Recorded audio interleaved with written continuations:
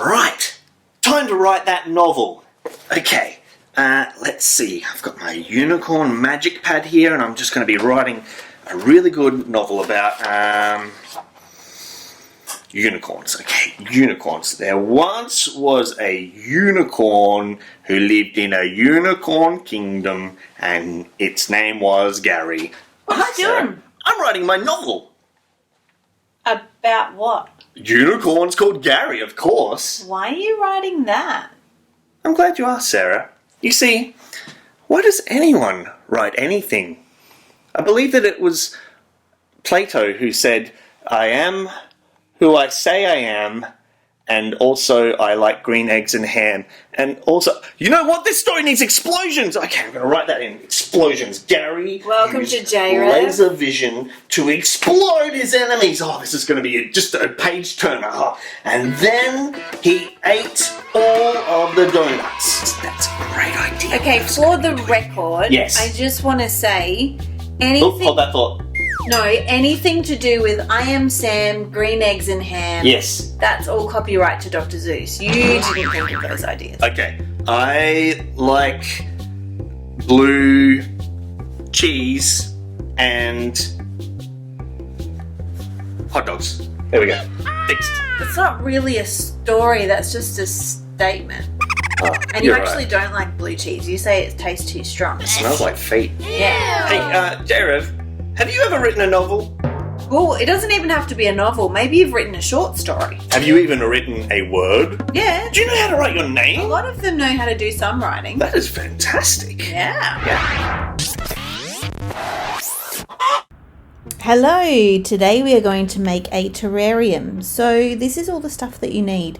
You need a container, some soil, blue tack, something to put in your terrarium, some rocks and some plant offcuts. So let's see how we go.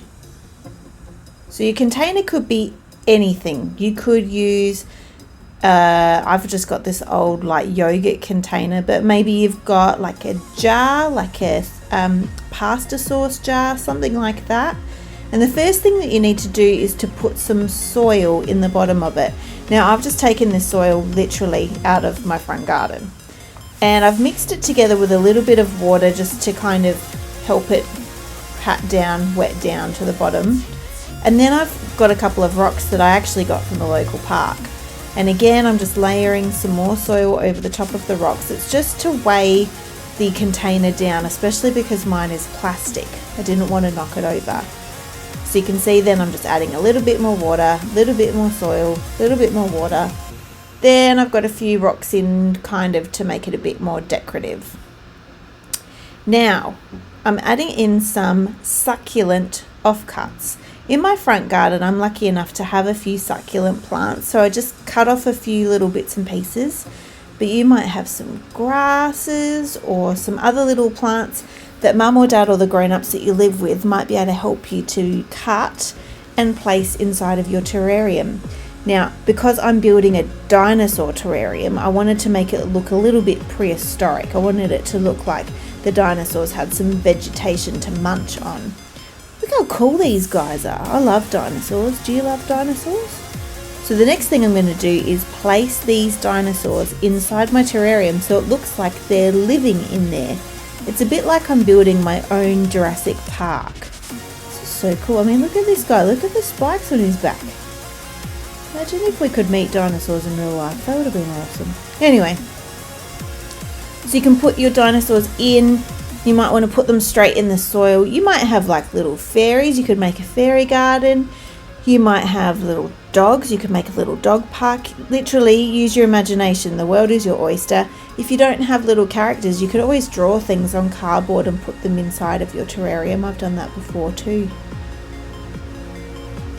Alright, so if you're wanting to put a dinosaur or a fairy or anything on top of a rock, I recommend using a little bit of blue tack because otherwise they just fall off. So I'm just attaching this blue tack to the dinosaur's feet, and then I'm going to stick him on a rock. Another thing you might like to use are like little farm animal kind of creatures. Maybe you have some old toys from when you were a bit smaller, like Paw Patrol or something like that. You could make this as a gift for somebody else. These are also really good presents for your teacher for the end of the year, or even for mum or dad or the grown-ups that you live with for their birthdays or Christmases. They're really easy to make. And there is my terrarium / Jurassic Park. So why not have a go at making one of these yourselves? And you could even send it into the gallery and show us all the cool stuff that you've made. See ya!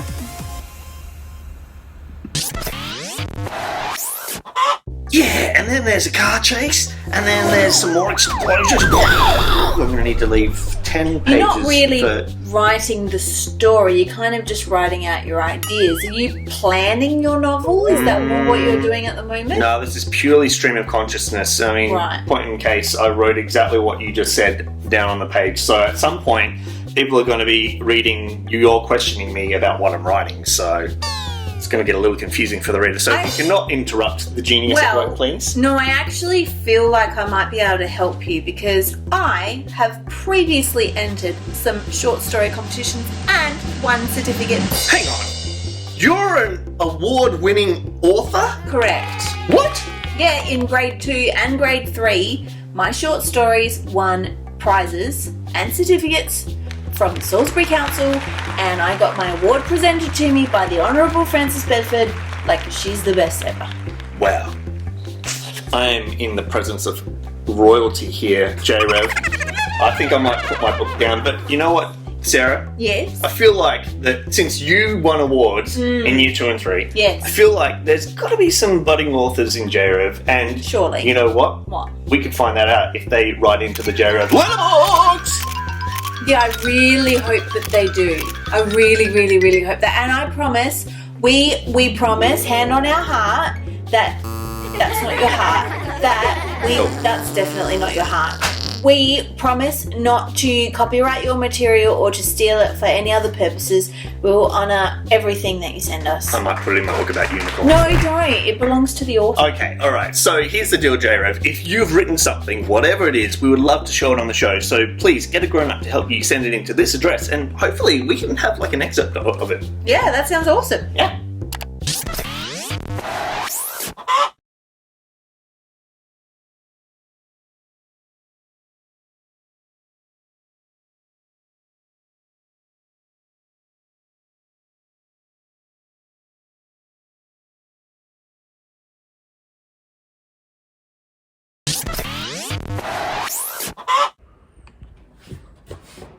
Hello? Is anyone there? Hey JRev, guess what I'm gonna do today? I found a big box of Lego and it looks like it's a really complicated kit. I think I'm gonna open it up in front of you and we'll find out what it's gonna be together, alright? Let's go. This thing is huge. I've never seen a kit quite this large before. There's a lot of pieces inside. Look, there's instructions. It's no picture of what it's supposed to be, but it's got kind of drawings and stuff there. So I'm going to see if I can follow along and we'll see what we make with all of this Lego. Alright, it says here, always operate the product from a power source of the same voltage, frequency and rating as on the product identification plate. Oh, so this must be one of those really cool like battery powered Lego kits. Okay, yep, make sure all electricity is turned off. Yep, I've got that. Yep, okay.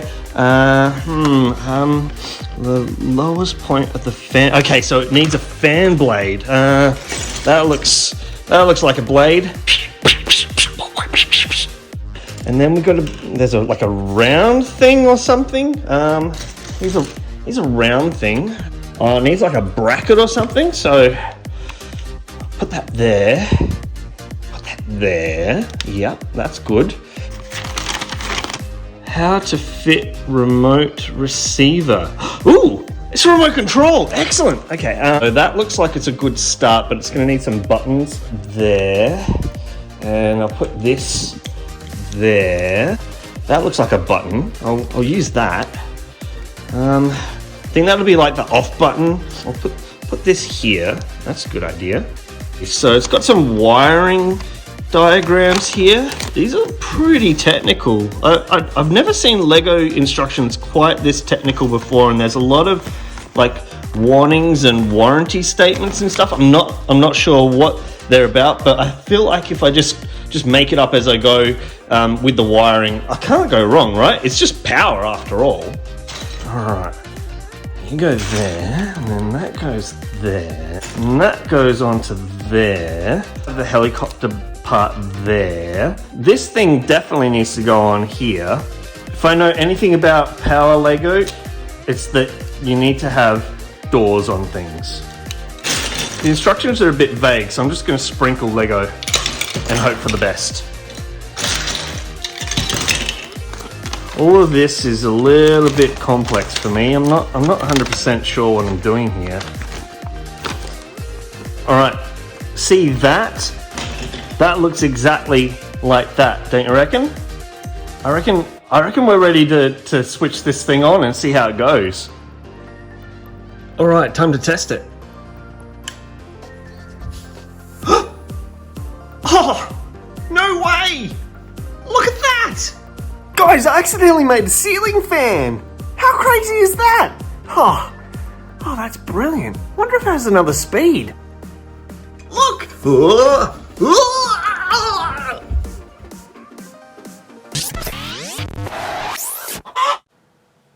Do you like building sandcastles? When I go to the beach, one of my favourite things to do is to build a sandcastle. And I don't know about you, but when I was a kid, I definitely would dig out these big tunnels under my castle and see if I could fit my whole arm through them or a leg through them. It's pretty fun. But you see, problem with sandcastles when you have a younger brother is that they like to ruin them. So I would build these amazing sandcastles and I'd spend ages on them. And then my youngest brother would come in and knock it down. And that's the thing about sandcastles. They're really easy to destroy. Because it's just sand. Like, it's not like it grips well together. You really can just push it over. Jesus once told a story that was about sandcastles. Well, certainly about building a house on some sand. In the book of Matthew, in the Bible, in chapter 7, Jesus uses a story to talk to people about making good choices.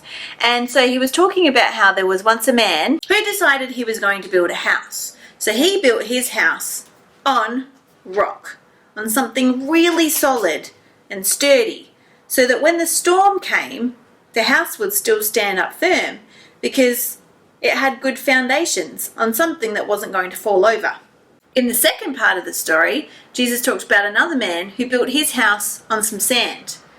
Now, can you see where Jesus and I are going with this?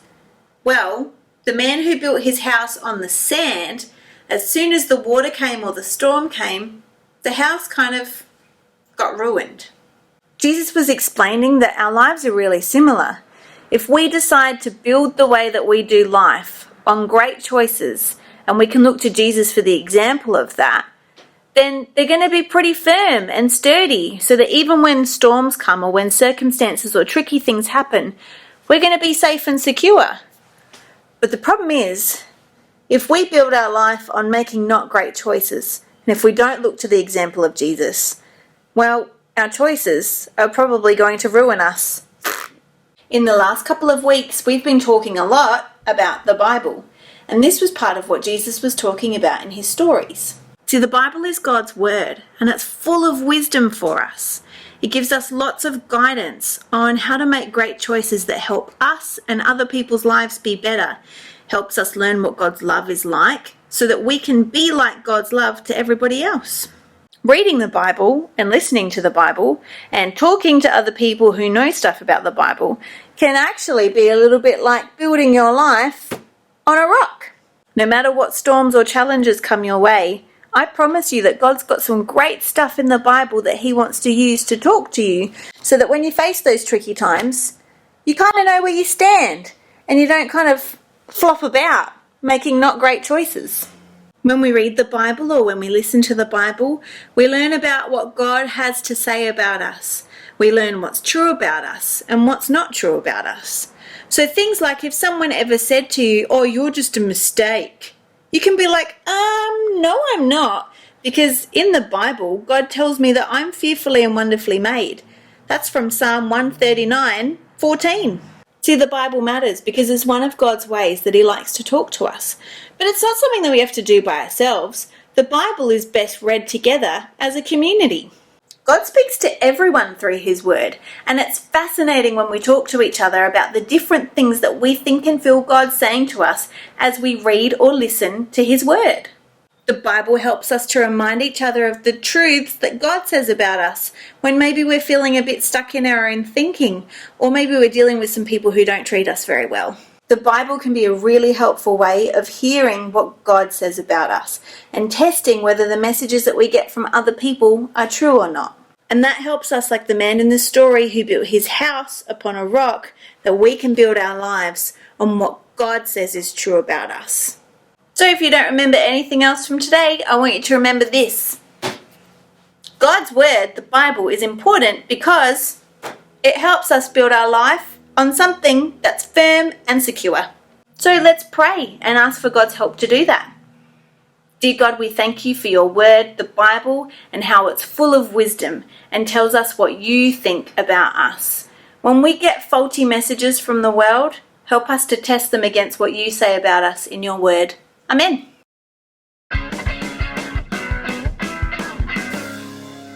Our memory verse is from Isaiah 48. The grass withers, the flower fades, but the word of our God will stand forever. Let's do it one more time. Isaiah 48. The grass withers, the flower fades, but the word of our God will stand forever. Hey guys, welcome back. Hey, are you ready for today's challenge? Oh, I'm always ready. Hang on. Yeah, I'm ready now. Okay, good, because it's challenge time. Oh, yeah, challenge time. So, today's challenge is actually right up your alley. Like, I really... Like down the road? No. Like, I feel like it really suits you. Oh, I see. Yes. Okay, so today's challenge is to read the Bible. What? That is challenging. It's Now, a big book. Where do we start? I know. Now, hang on. We've been talking a lot today about why the Bible matters, right? Ah. Why does anything matter? Oh, please don't start heading in that direction. You see, Sarah, was... No. Okay. So, what we want you to do is, we want you to read the Bible knowing that God will speak to you as you read the Bible. And it might not be like a, hello, this is God. God? But He might put some thoughts in your head, or you might feel different things as you read different parts of the Bible. So this week, we want you to look up, congratulations to you, Thank you. the book of Psalm. Ooh, Psalm. Hot tip, if you kind of open roughly near the middle of the Bible, you'll pretty much I did it! It's a pretty big book in the middle. Yeah! Now, this mini book inside of the big book of the Bible, it's actually a book of poems. It's a really cool book. I love poems. So we want you to read Psalm chapter 139. 139. I was at 107, 119, all Proverbs. Too far. Don't go too far. Too far. 130. Look, that went really far. It must be Yeah, a Bible short one. pages stick together sometimes. Hey, P.S. If you don't own a Bible at home, you could ask Mum or Dad or the grown-ups that you live with to Google this. There's different. You can actually get the Bible with an app too. Sorry, I'm going to interrupted you. hyperventilate here. Yeah, that sounds awesome. Right. I found it. You found it. Okay, so you'll need a copy of the Bible, digital or text, it's fine. Okay, the next thing that you need is some paper Check. and something to draw / write with. Check. Great. So we want you to turn over a blank page. Check. And as you read Psalm 139, we want you to draw or write things that God kind of brings to your mind or gets your attention about. So I'll start reading and you can start thinking. Go for it. So it starts with, Lord, you have examined me and you know me. Ooh. You know everything I do. From far away, you understand all my thoughts. What thoughts do you think God understands about you, Chris? God understands that I love hamburgers. He knows me. He does. He knows me really well. I love hamburgers. So we want you to give that a go this week. as you read this chapter more and more, it just tells you amazing things about yourself and how God made you. So we really want you to give this one a go. That's awesome. Hey, this has made me hungry, and I want to see what else God has to say to me. So can I finish that? I'm going to Sure that. can. See you next later. time. Oh, yeah. That's pretty cool. No way.